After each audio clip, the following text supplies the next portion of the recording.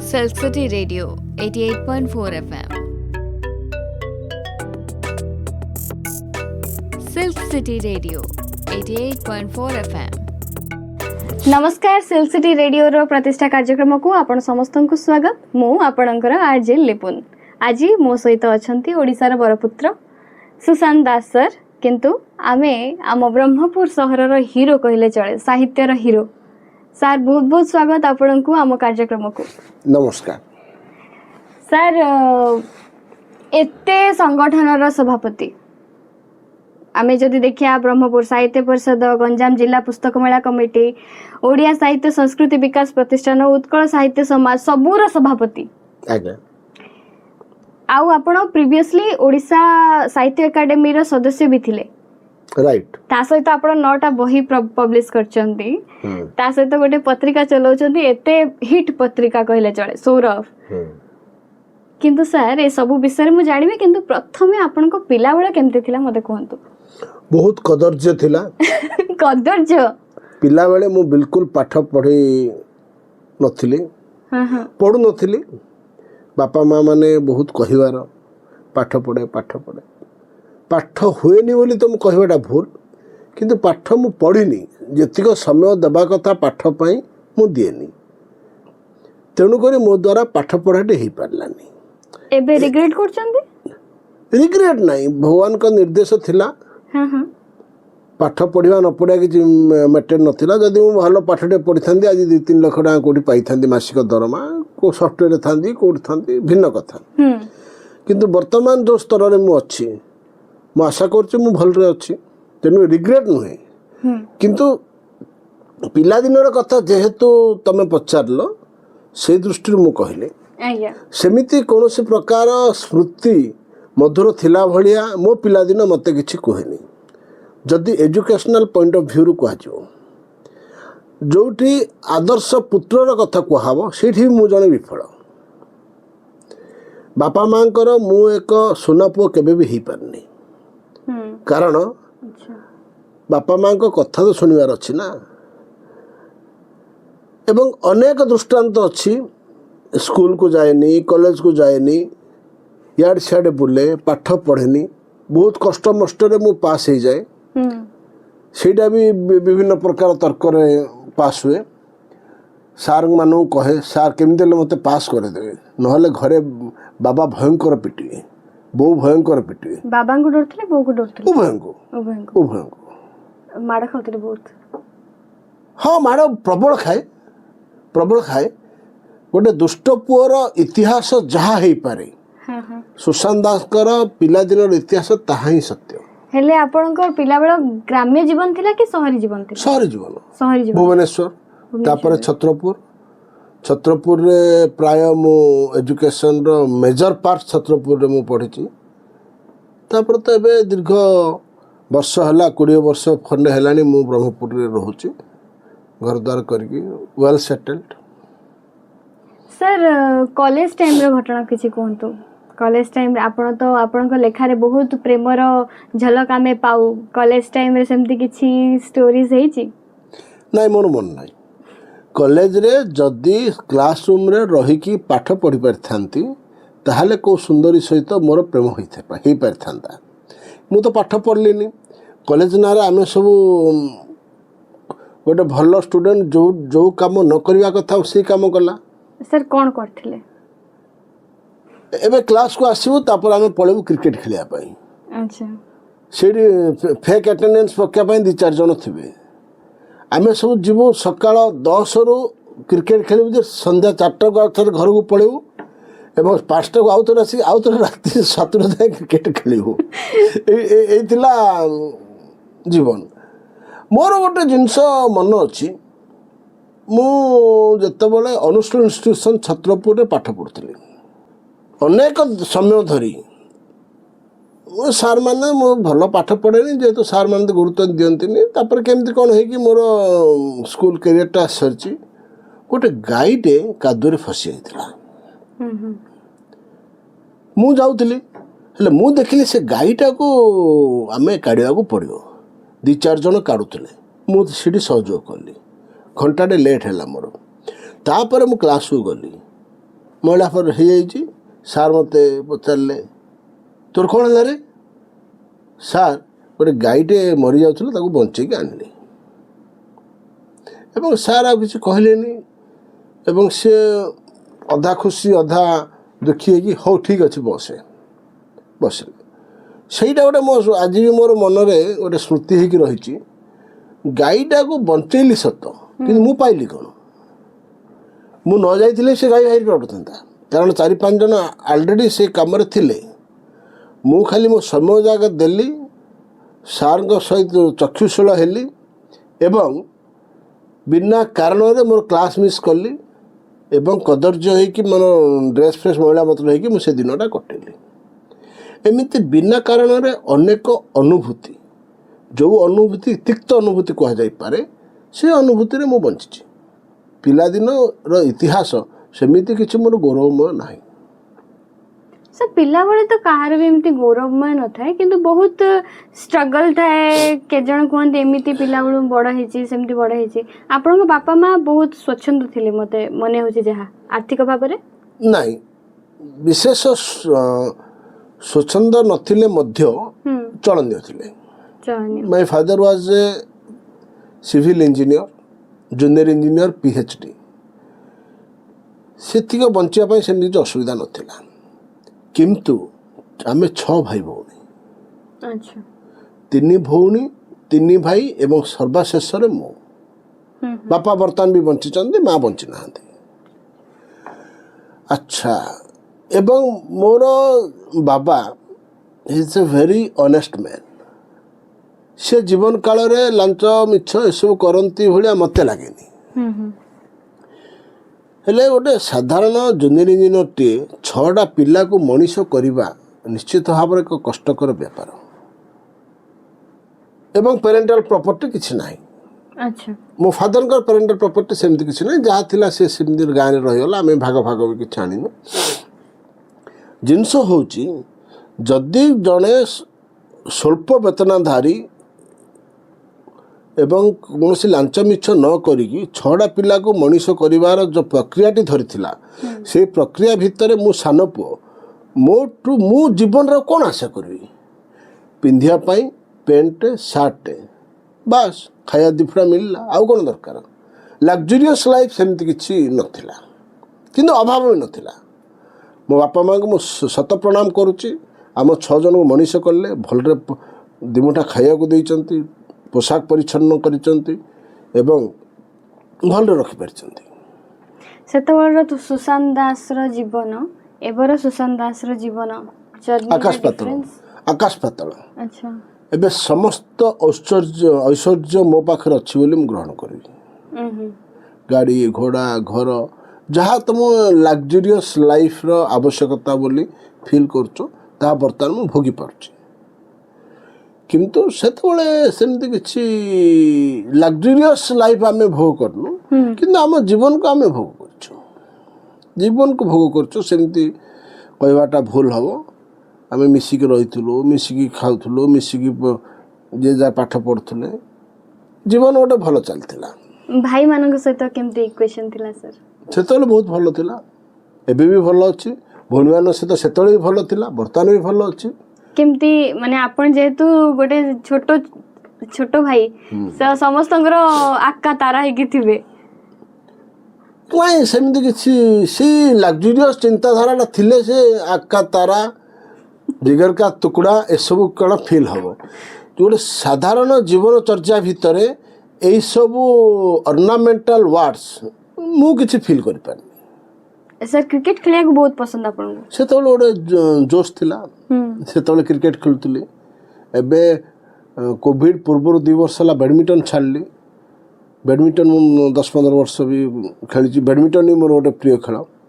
MKCG medical college ଗ୍ରାଉଣ୍ଡରେ ଆମେ ସବୁ ଖେଳୁଥିଲୁ। ଡକ୍ଟର ରାଜେନ୍ଦ୍ର ବେହେରା, ଏଇ ସାହିର ପ୍ରେମାନନ୍ଦ ପଟ୍ଟନାୟକ, ମୁଁ ଆଉ ଅନେକ ଡାକ୍ତର, ଚିଫ୍ ଇଞ୍ଜିନିୟର ଯିଏ ଅଛନ୍ତି ଆମର ପ୍ରିୟରଞ୍ଜନ ଭାଇ, ସାମନ୍ତରାୟ ଭାଇ R&Bର, ପ୍ଲସ୍ ଏଠି ଯେ ବର୍ତ୍ତମାନ ଯିଏ କମିଶନର ର୍ୟାଙ୍କକୁ ପଳେଇଲେଣି ଶତ୍ରୁଘ୍ନ କର, ବହୁତ ଜଣ, ଆମେ ସବୁ ଗୋଟେ ଗ୍ରୁପ୍ ଥିଲୁ, ବଡ଼ ଗ୍ରୁପ୍ ଥିଲୁ, ଖେଳୁଥିଲୁ। ଖେଳୁଥିଲୁ କିନ୍ତୁ କୋଭିଡ଼ ପରେ ପରେ ବନ୍ଦ ହେଇଗଲାଣି ସେ ଗ୍ରୁପ୍ ଭାଙ୍ଗିଗଲା ବର୍ତ୍ତମାନ ଖେଳ ବି ବନ୍ଦ ହେଇଯାଇଛି। ସାର୍ ଯୁବ ସୁଶାନ୍ତ ଦାସ କ'ଣ ହେବାକୁ ଚାହୁଁଥିଲେ ଲାଇଫ୍ରେ? ମୁଁ କ'ଣ ହେବି ମୁଁ କେବେ ଚିନ୍ତା କରୁନଥିଲି, ଆଚ୍ଛା କାରଣ ମୋର ପାଠପଢ଼ାଟା ଏତେ ୱିକ୍ ଥିଲା ମୁଁ ଭାବିନଥିଲି ଜୀବନରେ କିଛି ଗୋଟେ ହେଇପାରିବି ବୋଲି। ଆଜି ପର୍ଯ୍ୟନ୍ତ ମୁଁ କୌଣସି ସରକାରୀ ଇଣ୍ଟରଭ୍ୟୁ ଦେଇନି। ତାପରେ କିଛି ଜଣଙ୍କୁ ଦେଖିଲି କହିଲେ ଇଣ୍ଟରଭ୍ୟୁ ଦେଉଛନ୍ତି ଦାହାନ୍ତ ପଢ଼ାଉଛନ୍ତି ତାପରେ ଗାଳି କରୁଛନ୍ତି। ଏବେ ବି ତୁମେ ଶୁଣୁଥିବ ଲାଞ୍ଚ ଦେଲେ ଚାକିରି ମିଳୁଛି, ଲାଞ୍ଚ ଦେଲେ ବି ଚାକିରି ମିଳୁନି।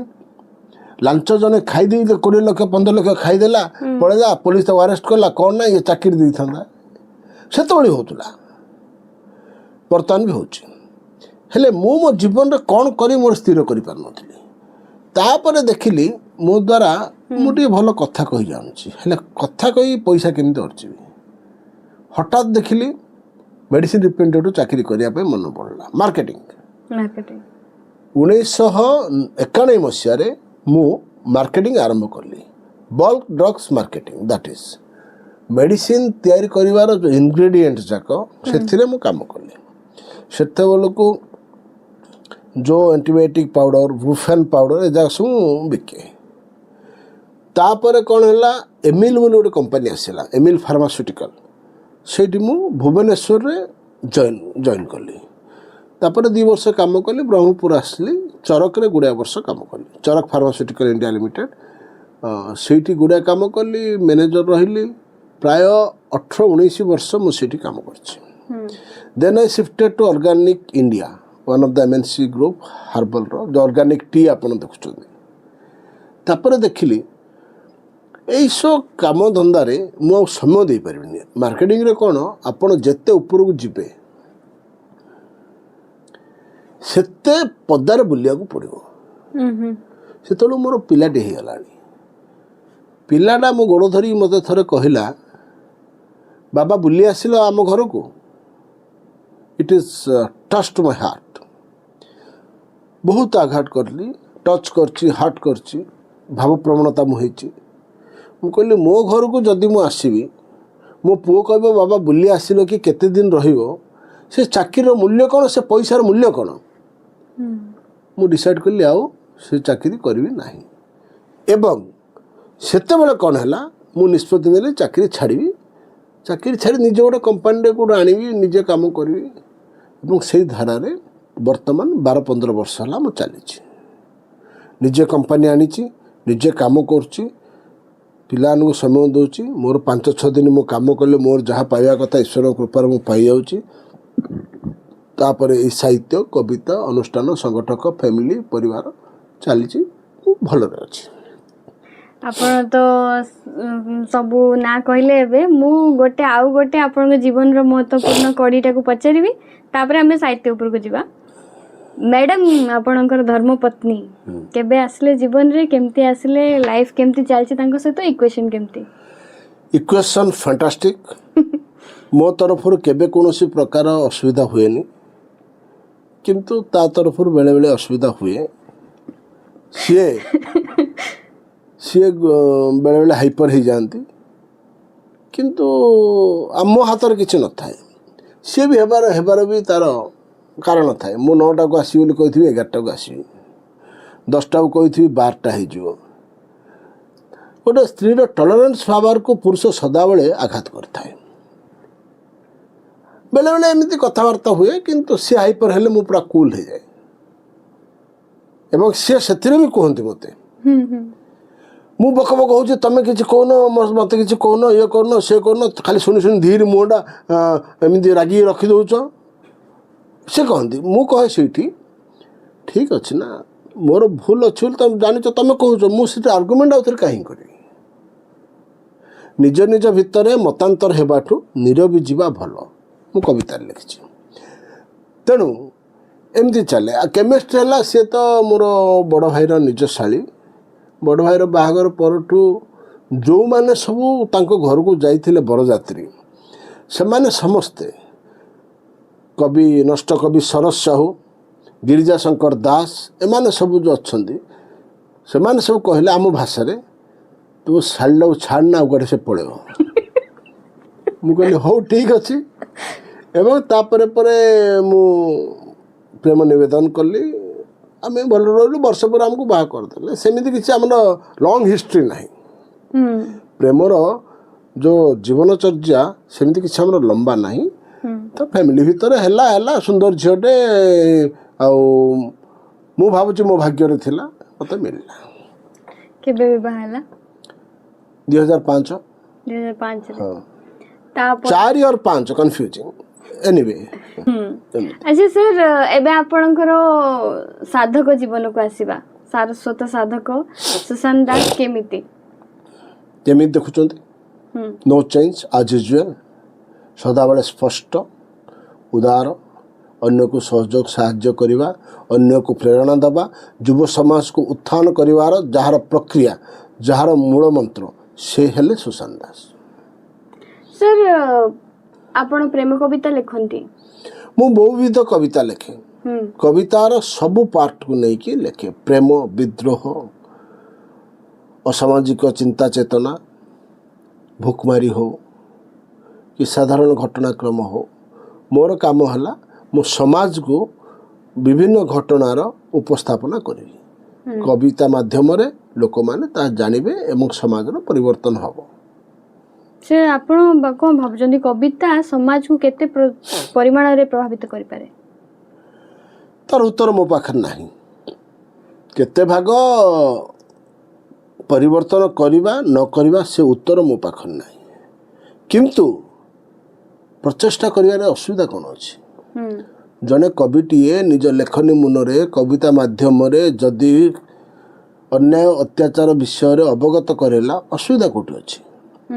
ତା ମାନେ ନାହିଁ ଯେ ଅନ୍ୟାୟ ବନ୍ଦ ହେଇଯିବ, ଅତ୍ୟାଚାର ବନ୍ଦ ହେଇଯିବ, ଦୁର୍ନୀତି ବନ୍ଦ ହେଇଯିବ, ଧର୍ଷଣ ବନ୍ଦ ହେଇଯିବ। ହଉ ନ ହଉ ସେଇଟା କୌଣସି ପ୍ରକାର ବିଷୟବସ୍ତୁ ନୁହେଁ। ଗୋଟେ କବିର କାମ ହେଲା, କର୍ମ ହେଲା, ସିଏ କବିତା ଲେଖିବ, ସମାଜକୁ ଅବଗତ କରିବ, ସମାଜର ପରିବର୍ତ୍ତନ ଧାରାରେ ନିଜକୁ ସାମିଲ କରିବ। ହେବା ନ ହେବା ସେ ନାହିଁ। ସେଥିପାଇଁ ତ ଭଗବାନ କହିଛନ୍ତି କର୍ମ ତମେ କର, ଫଳ ମୁଁ ଦେବି। ନିଶ୍ଚିତ ଭାବେ ସାର୍। ସାର୍, ତାପରେ ଆପଣଙ୍କର ସାହିତ୍ୟ ରଚନା କେବେଠୁ ଷ୍ଟାର୍ଟ ହେଲା ମୋତେ କୁହନ୍ତୁ? ଏଇଟା ଗୋଟେ ଭଲ ପ୍ରଶ୍ନ। ବହୁତ ଜଣ କହନ୍ତି, ବହୁତ ମିଡ଼ିଆ ବାଲା ବି ଲେଖନ୍ତି, ବାଲ୍ୟକାଳରୁ ବିଶିଷ୍ଟ କବି ସୁଶାନ୍ତ ଦାସ ନିଜର କବିତା ରଚନା ଆରମ୍ଭ କରିଥିଲେ। ସବୁ ମିଛ କଥା। ମୁଁ ବାଲ୍ୟକାଳରୁ କବିତା ଲେଖିନି। କବିତା ଲେଖିବାର ଆରମ୍ଭ ହୁଏ ମୋର 91 ମସିହା 90 ମସିହାରେ, ଯେତେବେଳେ ମୁଁ +3 ପଢ଼େ। ତା ଅର୍ଥ 18-19 ବର୍ଷରେ ମୁଁ କବିତା ଲେଖା ଆରମ୍ଭ କଲି। ସେତେବେଳେ ଆମର ଯେଉଁ ପ୍ରିନ୍ସିପାଲ୍ ଅଛି ମିନତୀ ପଟ୍ଟନାୟକ, ପୁଣି ଶରତ ସାହୁ, ଭଗବାନ ତ୍ରିପାଠୀ, ସୁଶାନ୍ତ ଦାସ, ଆମେ ଏମିତି ଗୋଟେ ଗ୍ରୁପ୍ ଥିଲୁ, କବିତା ଲେଖୁଥିଲୁ। ସେମାନେ କିଏ କବିତା ରହିଲେନି। ମିନତୀ ପଟ୍ଟନାୟକ ପ୍ରିନ୍ସିପାଲ୍ ହେଲା, ଭଗବାନ ତ୍ରିପାଠୀ ପ୍ରଫେସର ବା ଇଂଲିଶରେ ରହିଲା, ଶରତ ସାହୁ ପୁରୀ ପଳେଇଲା। ମୁଁ କେବଳ ଲିଟରେଚରରେ ରହିଲି। ଯେହେତୁ ମୁଁ ଲିଟରେଚରରେ ରହିଲି, ମୁଁ ଲୋକପ୍ରିୟତା ପାଇପାରିଲି। ଯେଉଁଠି ପ୍ରେରଣାର କଥା କୁହାଯାଏ, ହଁ ମୁଁ ଏମିତି କହିବି, ଫନି ମହାନ୍ତି ଯେତେବେଳେ ଛତ୍ରପୁର କଲେଜରେ ଥିଲେ, ତା ପୂର୍ବରୁ ଟିକେ ଲେଖୁଥିଲି। ଏବଂ ଫନି ମହାନ୍ତି ସାର୍ ଯେତେବେଳେ ଛତ୍ରପୁର ଆସିଲେ, ତାଙ୍କ ସଂସ୍ପର୍ଶରେ ଆସିଲା ପରେ ମୁଁ ଜାଣିଲି ଯେ ନାଇଁ କବି ହେବାଟା ବି ଗୋଟେ ଭାଗ୍ୟର କଥା। ତା ପରବର୍ତ୍ତୀ ପର୍ଯ୍ୟାୟରେ ନୃସିଂହ ତ୍ରିପାଠୀ ମୋର ପୂଜ୍ୟ ନମସ୍ୟ କବି, ନବଲିପିର ଯିଏ ଚେୟାରମ୍ୟାନ୍ ଅଛନ୍ତି, ମୁଖ୍ୟ ସମ୍ପାଦକ ଅଛନ୍ତି, ଟ୍ରଷ୍ଟର ଚେୟାରମ୍ୟାନ୍ ଅଛନ୍ତି, ସିଏ ମୋତେ ବହୁତ ପ୍ରୋଭୋକ୍ କରିଛନ୍ତି। ମୋ କବିତା ନେଇଛନ୍ତି, ମୋ କବିତା କରେକ୍ସନ୍ କରିଛନ୍ତି, ମୋ କବିତା ପଢ଼ିଛନ୍ତି। ଏବଂ ଆପଣ ଆଶ୍ଚର୍ଯ୍ୟ ହେବେ, କବି ରମାକାନ୍ତ ରଥ, ଶ୍ରୀରାଧାର କବି, ସିଏ ମୋର ଅନେକ କବିତା କରେକ୍ସନ୍ କରିଛନ୍ତି। ଅନେକ କବିତା। ଏହା ମୁଁ ଗୋଟେ ମୋର ମଞ୍ଚରେ ବି କହିଥିଲି। ତଳକୁ ଓହ୍ଲାଇଲା ପରେ ସେମାନେ ମୋତେ ଘେରେଇ ଦେଲେ, ମୋ ସମାଧର୍ମା କବିମାନେ। କହିଲେ ରମାକାନ୍ତ ରଥ ତୁମ କବିତା କରେକ୍ସନ୍ କରିଦେଇଛୁ, କାହିଁ ଟାଉଟରି କରୁଛ? କହିଲେ ଆରେ କ'ଣ ଏମିତି କାହିଁ, ଏଇଟା କ'ଣ? ନାଇଁ ସିଏ ଏଡ଼େ ବଡ଼ କବି, ଇଏ ସୁଶାନ୍ତ ଦାସର କବିତା ସେ କରେକ୍ସନ୍ କରିଛନ୍ତି। କହିଲି ୟେସ୍। କେମିତି କରିଛନ୍ତି? ତୁମେ ତ ରହିଲ ବ୍ରହ୍ମପୁର, ସେ ତ ରହିଲେ ଭୁବନେଶ୍ୱର, କେମିତି କରିଛନ୍ତି? ମୁଁ ସେଇଠି କହିଲି ମୁଁ କବିତା ଲେଖିବି, ଗୋଟେ ବଞ୍ଚ କରିବି, ସାର୍ଙ୍କ ପାଖକୁ ପଠେଇବି। ସାର୍ କରେକ୍ସନ୍ କରିବେ ସେଇଟା ଆଉଥରେ ମୋତେ ଆଉଥରେ ସାର୍ ପଠାଇବେ। Is it not possible? Maybe ତାପରେ ଏବେ କିଛି ବର୍ଷ ତଳେ ମୋର ସଫା କରୁ କରୁ ଗୋଟେ ବଞ୍ଚଟେ ବାହାରିଲା। ସେ ବଞ୍ଚରେ ରମାକାନ୍ତ ରଥ କରେକ୍ସନ୍ କରିବାର ଅକ୍ଷର ଜାଗା ତାଙ୍କର ସବୁ ଥିଲା ଏବଂ ସେଇଟା ମୁଁ ସୋସିଆଲ ମିଡ଼ିଆରେ ପୋଷ୍ଟ କଲି। ଯେଉଁମାନେ କହୁଥିଲେ ସେମାନଙ୍କୁ ଟ୍ୟାଗ୍ କଲି। ସେ ରମାକାନ୍ତ ରଥ ଅଜସ୍ର ପ୍ରେରଣା ଦେଇଛନ୍ତି, କବିତାର ଧାଡ଼ି ଦେଇଛନ୍ତି, କବିତାର ଶବ୍ଦ ଦେଇଛନ୍ତି, କବିତା ଲେଖିବାର ଶୈଳୀ ବତେଇଛନ୍ତି ଏବଂ ତାଙ୍କରି କବିତାର ଧାରାକୁ ନେଇ ମୁଁ ଏଇ ତମ ପାଇଁ ଶେଷ ଗୀତ ପୁସ୍ତକ, ଏଇ ନାମକରଣଟା ମୋର ନାହିଁ, ଏ ନାମକରଣଟା ହେଲା କବି ରମାକାନ୍ତ ରଥଙ୍କର। ତେଣୁକରି ପ୍ରେରଣାରେ ବହୁତ ଜଣ ଅଛନ୍ତି, ପ୍ରଚ୍ଛଦ ପଟରେ ବି ବହୁତ ଜଣ ଅଛନ୍ତି। ଆଉ ଆମେ ନିଜେ ମୁଁ କଷ୍ଟ ପଡ଼ିକି ବନିଗଲି ବୋଲି କହିବାର ନାହିଁ। ମୁଁ କାମ କରିଛି ଯେମିତି ଗୁରୁ ମାର୍ଗଦର୍ଶନ ସମସ୍ତଙ୍କୁ କରାଏ, କିନ୍ତୁ ଜଣେ ସଫଳତା ପାଏ। ମୁଁ ନିଜକୁ ସେଇ ଧାରାରେ ଭାବେ। ଚାଣକ୍ୟ ବହୁତ କେବଳ ଚନ୍ଦ୍ରଗୁପ୍ତକୁ ଚାଣକ୍ୟ କହିନାହାନ୍ତି, ମାର୍ଗ ଦେଖାଇ ନାହାନ୍ତି। ଚାଣକ୍ୟ ଅନେକ ଛାତ୍ରକୁ ମାର୍ଗ ଦେଇଛନ୍ତି, କିନ୍ତୁ ସେଇ ଗୁରୁ ପଦର କଥାକୁ ଯିଏ ଗ୍ରହଣ କରିପାରିଲା ସିଏ ହେଲା ଚନ୍ଦ୍ରଗୁପ୍ତ। ସିଏ ମହାରାଜା ହେଇପାରିଲା, ସମ୍ରାଟ ହେଇପାରିଲା। ସେମିତି କଥା। ସାର୍, ଗୋଟେ ସାରସ୍ୱତ ସାଧକର ସମ୍ପତ୍ତି ହେଉଛି ଶବ୍ଦାବଳୀ। ତ ଆପଣ ନିଜ ସମ୍ପତ୍ତି କେମିତି ଏକାଠି କରିଛନ୍ତି? ଶୁଣ, ଏଇଟା ଗୋଟେ ଭଲ କଥା। କବିତାକୁ ନେଇକି ଯେଉଁମାନେ ବେଶୀ ପାଗଳ ହୁଅନ୍ତି, କବିତାକୁ ନେଇକି ଦିନ ରାତି ଏକାକାର ହୁଅନ୍ତି ଏବଂ କବିତାର ଶବ୍ଦ ପାଇଁ ନିଜକୁ ଜଳାଞ୍ଜଳି ଦିଅନ୍ତି, ଯେଉଁ କବି, ମୁଁ ସେଇ ଧାରାରେ ନୁହେଁ। ସେଇ ଧାରାରେ କାହିଁକି ରହିବି ମୁଁ? ଓଡ଼ିଆ ଭାଷା ଏତେ ସମୃଦ୍ଧ, ଏତେ ସଶକ୍ତ, ଏତେ ସୁଦୃଢ଼। ଆପଣ ଯେକୌଣସି ଗୋଟେ ଶବ୍ଦ ପାଇଁ ଅନେକ ଶବ୍ଦ ପାଇପାରିବେ। ଗୋଟେ କ୍ଲିଷ୍ଟ ଶବ୍ଦର ପ୍ରୟୋଗ ପାଇଁ ନିଜକୁ ଗୋଟେ କବିଟିଏ ଏତେ କଷ୍ଟ ଦେବାର ଆବଶ୍ୟକତା କ'ଣ ଅଛି? ଯାହାର ସମ୍ପତ୍ତି ପ୍ରଚୁର ଅଛି ସେ ସମ୍ପତ୍ତି ପାଇଁ ଚିନ୍ତା କାହିଁ କରିବ? ଏବଂ ମୋର କବିତାରେ କୌଣସି ପ୍ରକାର କ୍ଲିଷ୍ଟତା ନଥାଏ, ଦୁର୍ବୋଧ୍ୟ ନଥାଏ। ମୋ କବିତା ସମାଜର ଦର୍ପଣ ଭଳି ଚକ୍ ଚକ୍ ଚକ୍ ଚକ୍ ଦିଶେ। ମୋ କବିତାରେ ଅତି ସାଧାରଣ ସରଳ ଭାବ ଏବଂ ଶବ୍ଦର ପ୍ରୟୋଗ ଥାଏ। ତେଣୁକରି ମୋ କବିତାର ଲୋକପ୍ରିୟତା ଅଧିକ, ମୋର ପାଠକ ସଂଖ୍ୟା ଅଧିକ। ତେଣୁ ମୋ କବିତାକୁ ସମସ୍ତେ ଭଲ ପାଆନ୍ତି। ଶବ୍ଦର ଚକ୍ରବ୍ୟୁହରେ ମୁଁ କେବେ ପଡ଼ିନି, ଆଗକୁ ବି ପଡ଼ିବି ନାହିଁ। ତାହେଲେ ଆପଣ କାହାକୁ ପଢ଼ନ୍ତି ସାର୍? ସମସ୍ତଙ୍କୁ ପଢ଼େ, ଅଳ୍ପ ପଢ଼େ। I am a poor reader. Odisha ସାରା ସମସ୍ତେ ଜାଣନ୍ତି ସୁଶାନ୍ତ ଦାସକୁ ବହିଟେ ଦେଲେ 2 ପୃଷ୍ଠା ପଢ଼ିବ, କବିତା ହେଲେ 10 ପୃଷ୍ଠା ପଢ଼ିବ। କାରଣ ମୁଁ ପଢ଼େନି। ମୁଁ ଯାହା ଜ୍ଞାନ ଆହରଣ କରେ ଶୁଣି ଆହରଣ କରେ। ତୁମେ ବହିଟେ ଦେଲେ ତୁମ ବହି ପଢ଼ିବିନି। ତୁମେ ଯଦି କବିତା ପାଠ ଉପରେ କବିତା ପଢ଼ିବ, କ'ଣ ପଢ଼ୁଛ କ'ଣ ନାହିଁ ସେଇଟା ମୁଁ ଶୁଣି ମୋ ଜ୍ଞାନ ଆହରଣ କରେ। ମୁଁ ସମସ୍ତଙ୍କୁ ପଢ଼େ। ରମାକାନ୍ତ ରଥଙ୍କୁ ପଢ଼େ, ରାଜେନ୍ଦ୍ର କିଶୋର ପଣ୍ଡାକୁ ପଢ଼େ, ହରିହର ମିଶ୍ରକୁ ପଢ଼େ, ସୌଭାଗ୍ୟ ମିଶ୍ରଙ୍କୁ ପଢ଼େ। କିନ୍ତୁ ମୋର ଗୋଟେ ଷ୍ଟାଇଲ୍ ଅଲଗା। ସେଇଟା କ'ଣ? ମୋ ସମଧର୍ମ କବିକୁ ମୁଁ ଅଧିକ ପଢ଼େ, ମୋ ତଳ ଜେନେରେସନ୍ କବିକୁ ପ୍ରଚୁର ପଢ଼େ, ଅପର ଜେନେରେସନ୍ କବିଙ୍କୁ ଅଳ୍ପ ପଢ଼େ। କାହିଁକି ସାର୍? ମୋ ଇଚ୍ଛା। That is my own willness. ତାର କାରଣ ଦେଖ, ବର୍ତ୍ତମାନ ସୌଭାଗ୍ୟ ମିଶ୍ର ଯାହା ଲେଖିବା କଥା ଲେଖିଦେଇଛନ୍ତି, ଦିଲ୍ଲୀପ ଦାସ ଯାହା ଲେଖିବା କଥା ଲେଖିଦେଇଛନ୍ତି। ସେମାନଙ୍କଠୁ ସାହିତ୍ୟ ଯାହା ପାଇବା କଥା ପାଇସାରିଛି। ବର୍ତ୍ତମାନ ସୁଶାନ୍ତ ଦାସ ଜେନେରେସନ୍କୁ ଆସ। କବି ସୁଶାନ୍ତ ଦାସ ସହିତ କୋଉମାନେ ଲେଖୁଛନ୍ତି? ଭାରତ ମାଝୀ ହୁଅନ୍ତୁ, କେଦାର ମିଶ୍ର ହୁଅନ୍ତୁ, ମାନମୟୀ ରଥ ହୁଅନ୍ତୁ, ସୁରେଶ ନାୟକ ହୁଅନ୍ତୁ, କି ଆମର ପବିତ୍ର ମୋହନ ଦାସ ହୁଅନ୍ତୁ, ବୁଝିଲେ କି ନାହିଁ? ଏମାନେ ସବୁ ଆମ ସମଧର୍ମ ବା ଏପଟୁ ରବି ଶତପଥୀ ହୁଅନ୍ତୁ, ପ୍ରୀତିଧାରା ସାମଲ ହୁଅନ୍ତୁ, ଶ୍ୟାମବାବୁ ଦୋରା ହୁଅନ୍ତୁ, ଦୁର୍ଗା ପ୍ରସାଦ ପଣ୍ଡା ହୁଅନ୍ତୁ, ସୁଧୀର ମେହେର ହୁଅନ୍ତୁ, ଏମାନେ ସବୁ ଆମର ସମସାମୟିକର କବି। ହେଲେ ଏମାନେ ଯେଉଁ ସାହିତ୍ୟ ଲେଖନ୍ତି ବର୍ତ୍ତମାନ ସମ୍ପ୍ରତି ସାହିତ୍ୟର ଚିନ୍ତାଧାରାକୁ ନେଇ ଲେଖନ୍ତି।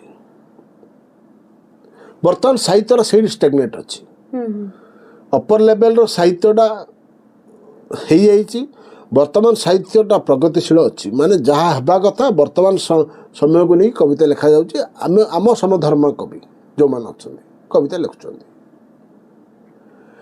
କିନ୍ତୁ ମୁଁ ପ୍ରଚୁର ଏଥିପାଇଁ ପିଲାମାନଙ୍କୁ ପଢ଼େ କାରଣ ସେମାନଙ୍କର ଭବିଷ୍ୟତ ଅଛି। ଓଡ଼ିଆ ସାହିତ୍ୟକୁ ସେମାନେ କେଉଁ ଶିଖରରେ ପହଞ୍ଚାଇ ପାରିବେ, ସେଇ ଓଡ଼ିଆ ସାହିତ୍ୟର ଯୁବ ସମାଜ, ତରୁଣ ପିଢ଼ି ସେମାନେ ହିଁ କ'ଣ ଲେଖୁଛନ୍ତି, ସେଥିପାଇଁ ମୁଁ ସେମାନଙ୍କୁ ତନ ତନ କରି ପଢ଼େ, ପୃଷ୍ଠା ପୃଷ୍ଠା କରି ପଢ଼େ, ପ୍ରଚୁର ପଢ଼େ ଏବଂ ସେମାନଙ୍କୁ ପ୍ରୋତ୍ସାହନ ଦିଏ। ସେମାନଙ୍କୁ କହେ, ସେମାନଙ୍କ ଭୁଲ ଥିଲେ ମୁଁ କହେ ବାବାରେ ଏଇ କାହିଁ ଲାଇନ୍ଟା କାହିଁ ମୋତେ ଭଲ ଲାଗିଲାନି ମୁଁ କହେ। କିନ୍ତୁ ସେମାନଙ୍କୁ ପ୍ରଚୁର ତରୁଣ ପିଢ଼ି ଯୁବ ସମାଜକୁ ପ୍ରଚୁର ପଢ଼ିବାର କାରଣ ହେଲା ସେମାନେ ହେଲେ ଓଡ଼ିଆ ସାହିତ୍ୟର ଭବିଷ୍ୟତ। ସେମାନଙ୍କ ସାହିତ୍ୟ ଯେତେ ଉତ୍ତୀର୍ଣ୍ଣ ହେବ ଓଡ଼ିଆ ସାହିତ୍ୟର ଉଜ୍ଜ୍ୱଳ ସେତେ ପ୍ରଲମ୍ବିତ ହେବ। ତେଣୁକରି ମୁଁ ପଢ଼େ। ସାର୍, ସାହିତ୍ୟ ପରିବର୍ତ୍ତନଶୀଳ କି ନୁହଁ? କାହିଁକି ନା ଯୁବ ସାହିତ୍ୟିକ ମାନେ ବହୁତ ଶୁଣନ୍ତି କି ଆମ ସମୟରେ ଆମେ ବହୁତ ଭଲ ଲେଖୁଥିଲୁ, ଏଇଟା ତ ବହୁତ ନର୍ମାଲ ହେଇଗଲାଣି। ତା ଉତ୍ତର ମୁଁ ଦେଇସାରିଛି। ଆଜ୍ଞା। କଲେଜ ପଢ଼ିଲା ସମୟରେ ଆମେ 5-7 ଜଣ କବିତା ଲେଖୁଥିଲୁ ବା ଆରମ୍ଭ କରୁଥିଲୁ। ବର୍ତ୍ତମାନ କବିତାରେ କିଏ ନାହାନ୍ତି, ମୁଁ ଜଣେ ଅଛି। ତାର ମାନେ ହେଲା କବିତା ମୁଁ ଏବେ ପ୍ରଚୁର ଲେଖୁଛି, ଆଗାମୀ 10 ବର୍ଷ ଯାଏଁ ଲେଖିବି, 20 ବର୍ଷ ପାଇଁ ଲେଖିବି, 30 ବର୍ଷ ଯାଏଁ ଲେଖିବି। ଶିବାନନ୍ଦ ବାରିକ ଜଣେ ଭଲ ଷ୍ଟୋରି ଟେଲର, କଥା ପୁରସ୍କାର ବି ପାଇଛି ଗଞ୍ଜାମ ମାଟି କବି ସୂର୍ଯ୍ୟନଗରର। ସେ ମୋତେ ବି ବହୁତ ସମ୍ମାନ ଦିଏ। କଥା ହେଉଛି ସେ ପିଲା ବର୍ତ୍ତମାନ ନିଜର ସାହିତ୍ୟକୁ ସମୟ ଦେଉନାହିଁ। ବର୍ତ୍ତମାନ ପ୍ରିୟଙ୍କା, ମୋର ପ୍ରଶ୍ନ ହେଲା ଶିବାନନ୍ଦ ବାରିକଠୁ ଓଡ଼ିଆ ସାହିତ୍ୟ କ'ଣ ଆଶା କରିବ? ସେ ତ ସମୟ ହିଁ ଦେଉନି, ସେ ତ ଗଳ୍ପ ହିଁ ଲେଖୁନି। ଲେଖିବାଟା ବଡ଼ କଥା ନାହିଁ, ଲେଖିବାର ଯେଉଁ ଧାରାଟାକୁ କ୍ରମନ୍ୱୟ ରଖିବା, କଣ୍ଟିନ୍ୟୁଟି ଅଫ୍ ପ୍ରାକ୍ଟିସ୍ ଯଦି ରହିଲା ତାହେଲେ ଜଣେ ଲୋକଟେ ସାହିତ୍ୟର ଧାରାକୁ ବଜାୟ ରଖିପାରିବ। ଏମିତି ଅନେକ ସାହିତ୍ୟିକ ପ୍ରଚଣ୍ଡ ପ୍ରତିଭାଧାରୀ କବିମାନେ କବିତା ଲେଖିଛନ୍ତି, କାଳଖଣ୍ଡରେ ହଜିଯାଇଛନ୍ତି, କାରଣ ସେମାନଙ୍କର କ୍ରମନ୍ୱୟ ନାହିଁ। ସେଥିପାଇଁ ମୁଁ ଯୁବକମାନଙ୍କୁ ସଦାବେଳେ ପ୍ରୋତ୍ସାହନ ଦିଏ, ବାବୁରେ ତୁ ଭଲ ଲେଖୁଛୁ, ଲେଖୁଥା, ଲେଖି ଲେଖି ଚାଲିଲେ ହିଁ ତୋର ପରିପକ୍ୱତା ଆସିବ, ତୁ ଗୋଟେ ଭଲ କବିଟି ହେଇପାରିବୁ, ଓଡ଼ିଆ ସାହିତ୍ୟରେ ତୁ ନାଁ କରିପାରିବୁ। ତାହା ବଡ଼ କଥା ନାହିଁ, ତୋ ସାହିତ୍ୟରେ ସମାଜର କିଛି ପ୍ରଭାବ ପଡ଼ିପାରିବ, ସେଇଟା ପ୍ରମୁଖ କଥା। ଏବେ 30 ବର୍ଷ ଯାଏଁ ଜଣେ କବିତା ଲେଖିଲା, 30 ବର୍ଷ ପରେ ଉଭାନ ହେଇଗଲା, 70 ବର୍ଷ ପରେ ରିଟାୟାରମେଣ୍ଟ ପରେ ସେ ଭାବିବ ମୁଁ ଆଉ ଥରେ କବିତା ଲେଖିବି। ସେ he will never B A good point. ଧାରା ହଜିଗଲା ନା। କବିତା ଲେଖିବାକୁ ପଡ଼ିବ, ଧାରା ଲେଖିବାକୁ ପଡ଼ିବ, ସବୁଦିନ ନୂଆ ଶବ୍ଦ, ନୂଆ ଧାଡ଼ି, ନୂଆ ଚିନ୍ତା ଚେତନାରେ ପଶିବାକୁ ପଡ଼ିବ, ପଢ଼ିବାକୁ ପଡ଼ିବ, ଶୁଣିବାକୁ ପଡ଼ିବ, ତାହେଲେ ପରିବର୍ତ୍ତନ କଥା। ଯେଉଁଠି ଗୋଟେ ଲେଖକ ପରିବର୍ତ୍ତନ କାହିଁକି ହେଇଯାଏ, ଲେଖି ପାରେନି କାହିଁକି? କାରଣ ସାହିତ୍ୟଠୁ ଦୂରେଇ ଗଲେ କେବେ ହେଲେ ଜଣେ ସାହିତ୍ୟିକ ହେଇପାରିବ ନାହିଁ। ନିଶ୍ଚିତ ରୂପେ ସାର୍। ସାର୍, ଆପଣ ଗୋଟେ ଇଣ୍ଟରଭ୍ୟୁରେ କହିଥିଲେ ସୁଶାନ୍ତ ଦାସ ପ୍ରୋତ୍ସାହନ ପଛରେ ଦୌଡ଼େ ନାହିଁ। ପ୍ରୋତ୍ସାହନଟା ଅନ୍ୟମାନଙ୍କ ପ୍ରେରଣା, ପ୍ରୋତ୍ସାହନରେ ଆମେ ଆଗକୁ ଯିବା। ଯେଉଁଠି ରହିଲା ପୁରସ୍କାର ଏକ ପ୍ରୋତ୍ସାହନ କି? ଏଇଟା ସଦାବେଳେ ପ୍ରଶ୍ନ ହୁଏ। ଆଚ୍ଛା, ଆପଣଙ୍କୁ କବିତା ଲେଖିବା ପାଇଁ ପୁରସ୍କାର ମିଳିଛି, ତାହା ଏକ ପ୍ରୋତ୍ସାହନ କି? ନାହିଁ। ବା ହେଇପାରେ, ହଁ, ବା ହେଇପାରେ। ପ୍ରଶ୍ନ ହେଉଛି ମୋତେ ଗୋଟେ ପୁରସ୍କାର ମିଳିଲା, ସେଇ ପୁରସ୍କାରଟା ମୁଁ ଗ୍ରହଣ କଲି, କିନ୍ତୁ ମଞ୍ଚରେ ମୁଁ କହିବି এই ପୁରସ୍କାର ମୋତେ ସାହିତ୍ୟ ଲେଖିବାକୁ ଅନେକ ପ୍ରୋତ୍ସାହନ ପ୍ରେରଣା ଦେଇପାରିଛି, ମୁଁ ସ୍ୱୀକାର କରୁଛି। ଏହି ମଞ୍ଚରେ ଏହି ପୁରସ୍କାର ପାଇଲା ପରେ ମୁଁ ଅଧିକ ସାହିତ୍ୟ ରଚନା କରିବି, ସାହିତ୍ୟକୁ ସମୃଦ୍ଧ କରିବି, ସଶକ୍ତ କରିବି ଏବଂ ଓଡ଼ିଆ କାବ୍ୟ ସାହିତ୍ୟକୁ ଆହୁରି ଅନେକ କବିତା ଭେଟିଦେବି। ଆମେ କହୁଛୁ, ସମସ୍ତେ କହୁଛନ୍ତି। ତାପରେ ଆଉ ଥରେ ମୋର ସେ ନେଗେଟିଭ୍ କଥା, ଆର କିଛି ମୂଲ୍ୟ ନାହିଁ, କିଛି ମୂଲ୍ୟ ନାହିଁ। ଆଚ୍ଛା, ଏବେ ତମେ ଗୋଟେ ଗ୍ରୁପ ହେଲ, ମୋତେ ଡାକିଲ, କହିଲ ସାର୍ ଆପଣଙ୍କୁ ଆମେ ସମ୍ବର୍ଦ୍ଧନା କରିବୁ, ପୁରସ୍କାର ଦେବୁ, ଆପଣ ଭଲ କବି। ମୁଁ ଯିବି, ସେଇଠି ମୋତେ ଆପଣ ଗୋଟେ ମାନପତ୍ର ଦେଲେ, ଉପଢୌକନ ଦେଲେ, ଉତ୍ତରୀୟ ଦେଲେ, ଅର୍ଥ ରାଶି ବି କିଛି ଦେଲେ, ମୁଁ ଗ୍ରହଣ କଲି। ଆଉ ମୁଁ ଭାବେନି ଯେ ଏଇଟା ମୋର ଲେଖାକୁ କିଛି ପ୍ରଭାବ ପକାଇବ, ଏଇଟା ମୋର ସମ୍ପର୍କକୁ ପ୍ରଭାବ ପକାଇବ। ମୋତେ ପିଲାମାନେ ଡାକିଲେ ସମ୍ମାନ ଦେଲେ ପିଲାମାନଙ୍କର ଗୋଟେ ଗ୍ରୁପିଜମ୍ ହେଲା ଏମାନେ ସାହିତ୍ୟରେ ମନୋନିବେଶ କରି ମୁଁ ଯିବାକୁ ପଡ଼ିବ ସେଇଠି ମୁଁ ଯାଇକି ମୋର ଅଭିଭାଷଣରେ ସେମାନଙ୍କୁ ପ୍ରୋତ୍ସାହନ ଦେବାକୁ ପଡ଼ିବ ସେମାନେ କେମିତି ଆଉ ଟିକେ ପ୍ରୋତ୍ସାହିତ ହେବେ ଆଉ ଟିକେ ସାହିତ୍ୟ ରଚନା କରିବେ ଆଉ ଥରେ ଭଲ ଫଙ୍କସନ୍ କରିବେ ସବୁ ଯୁବ ତରୁଣ ପିଢ଼ିମାନଙ୍କୁ ଏକତ୍ରିତ କରିବେ ଏଇ ଧାରାଟା ମୁଖ୍ୟ। ହଁ ଏଥିପାଇଁ ସତ ମୁଁ କେବେ ପୁରସ୍କାର କାହାଠୁ ଗ୍ରହଣ କରୁନାହିଁ ବା କରୁନଥିଲି। ଏବେ ଶେଷ 7-8 ବର୍ଷ 5-7 ବର୍ଷ ହେଲା ମୁଁ ପୁରସ୍କାର କିଏ ଡାକିଲେ ମନା କରୁନି ଯାଉଛି କିଏ ଅର୍ଥ ରାଶି ଦେଉଛନ୍ତି କିଏ ଉତ୍ତରୀୟ ଦେଉଛନ୍ତି କିଏ ଇଏ ଦେଉଛନ୍ତି ସେ ଯାକ ବି ଘର ଦ୍ୱାରା ଭର୍ତ୍ତି ହେଲାଣି ତା'ର କିଛି ସେମିତି ମୂଲ୍ୟ ଉପର ଘରେ ଲାଗି ସାରିଲାଣି ପୁରା କାନ୍ଥ ଅଫିସରେ କାନ୍ଥ ଲାଗି ସାରିଲାଣି ଆହୁରି ଗୋଟେ 10-15ଟା ପଡ଼ିକି ଅଛି ସେଇଟା କେଉଁଠି ପ୍ଲେସମେଣ୍ଟ କରି ମୁଁ ଭାବୁଛି ମୋ ସିଡ଼ି ଘରେ କି ଗ୍ୟାରେଜ୍ ଘରେ ଲଗେଇଦେବି ବୋଲି ଗ୍ୟାରେଜ୍ ଘରେ ଲଗେଇ ଦେଇଥାନ୍ତି ସେଇଠି ବିରାଟ ଜଗନ୍ନାଥଙ୍କର ଫଟୋଟିଏ ମରା ହେଇଛି ବିରାଟ ଜଗନ୍ନାଥଙ୍କ ଫଟୋ 6 ଫୁଟକୁ 10 ଫୁଟ ହେବ ସେଇଟା କାଢ଼ିଲେ ମ୍ୟାଡ଼ାମ୍ ଛାଡ଼ିବେନି ହେଲା ମୋତେ ଛାଡ଼ିଦେବେ ତେଣୁକରି ସେସବୁ ଏହାର କିଛି ସେମିତି ପ୍ରେରଣା ମିଳେନି କିନ୍ତୁ ଗୋଟେ ସମ୍ପର୍କର ସେତୁ ଗୋଟେ ଗ୍ରହଣ କରିଥାଏ ଜଣଙ୍କର ଭଲ ପାଇବାଟାକୁ ମୁଁ ଇଗ୍ନୋର କରିପାରିବି ନାହିଁ ଗୋଟେ ଅନୁଷ୍ଠାନ ମୋତେ ଡାକୁଛି ତେଣୁକରି ମୁଁ ଯାଏ। ଶେଷ ସମୟ ମୋତେ ରତ୍ନଚିରା ମ୍ୟାଡ଼ାମ୍ ଦେଇଥିଲେ ଅର୍ଥରାଶି ସହିତ ପୁରସ୍କୃତ କରିଥିଲେ ସ୍ନେହଲତା ପୃଷ୍ଟି ସେଇଟା ମୁଁ କେମିତି ମନା କରିବି ଭୁବନେଶ୍ୱରର ଗୋଟେ ଜଣେ ଏତେ ବଡ଼ ରତ୍ନଚିରା ଗ୍ରୁପ୍ ମୋତେ ଡାକୁଛି ମୁଁ କେମିତି ମନା କରିବି ଆଉ ମନା କଲେ ତ ଭୁବନେଶ୍ୱରকে ଡାକିବେ ଆଉ ସୁଶାନ୍ତ ଦାସ ହଁ କରୁଛି ଯାଉନି ଅର୍ଚ୍ଚନା ମିଶ୍ର ସୌମ୍ୟରଞ୍ଜନ ପଟ୍ଟନାୟକ ମନୋରଞ୍ଜନ ପାଣିଗ୍ରାହୀ ଆଏସ୍ ଏମାନେ ସବୁ ସେ ଗ୍ରୁପ୍ରେ ଥିଲେ ଷ୍ଟେଜ୍ରେ ଥିଲେ ଡାକିଲେ ତେଣୁକରି ଏସବୁ କଥା ପୁରସ୍କାର ଗ୍ରହଣ କରିବା ନ କରିବା ସେଇଟା ବ୍ୟକ୍ତିଗତ କଥା ଆଉ କାହାକୁ ଭଲ ଲାଗେ କାହାକୁ ଭଲ ଲାଗେନି ମୋତେ ଭଲ ଲାଗୁ ନ ଲାଗୁ ମୁଁ ଅନ୍ୟକୁ ସମ୍ମାନ ଦେଇକି ପୁରସ୍କାର ଗ୍ରହଣ କରେ। ସାର୍ ଆପଣ ଏତେ ସଂଗଠନରେ ଅଛନ୍ତି ଏତେ ସଂଗଠନର ସଭାପତି ଦାୟିତ୍ୱରେ ଅଛନ୍ତି ଏତେ ସବୁ ଦାୟିତ୍ୱ ସହିତ ପରିବାରକୁ ସମୟ ଦେବା ତା ସହିତ ଆପଣଙ୍କର ଆପଣ ଫାର୍ମାସ୍ୟୁଟିକାଲ ଚଲାଉଛନ୍ତି ତାର ବି ଦାୟିତ୍ୱ ଏସବୁ ସହିତ ସାହିତ୍ୟକୁ ମ୍ୟାନେଜ୍ କେମିତି କରୁଛନ୍ତି ସାର୍? ଫାର୍ମାସ୍ୟୁଟିକାଲ ଇନଷ୍ଟିଟ୍ୟୁସନ୍ ଚଲେଇବାଟା ଯେତିକ ସମୟ ଦେବା କଥା ମୁଁ ସେତିକି ଦେଉନି କେବଳ ମାସକୁ 4-6 ଦିନ ମ୍ୟାକ୍ସିମମ୍ ହାୟର ସାଇଡ଼୍ରେ 5-6 ଦିନ ମୁଁ କାମ କରେ ସେଥିରେ ଭଗବାନଙ୍କ କୃପାରୁ ଯାହା ମୋତେ ମିଳିବା କଥା ମିଳିଯାଏ ମୁଁ ଘର ସଂସାର ଚାଲେ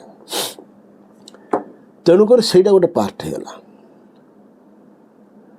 ସେକେଣ୍ଡ ପାର୍ଟ ହେଲା ସାହିତ୍ୟରେ ମୁଁ ପ୍ରଚୁର ସମୟ ଦିଏ ମୋର ଯଦି ସକାଳ 9ଟାକୁ ମୁଁ ଉଠେ ରାତି 12ଟା ପ୍ରଥମ କଲ୍ ଆସିବ ସାହିତ୍ୟ କଲ୍ ଶେଷ କଲ୍ ଆସିବ ସାହିତ୍ୟ କଲ୍ ଆ ଭିତରେ ଯେଉଁ 50-60ଟା କନଭର୍ସନ୍ ହେବ କମ୍ୟୁନିକେସନ୍ ହେବ ସେଥିରେ ହୁଏତ 4-5ଟା ସାହିତ୍ୟ ପ୍ରଫେସନାଲ୍ ଥାଇପାରେ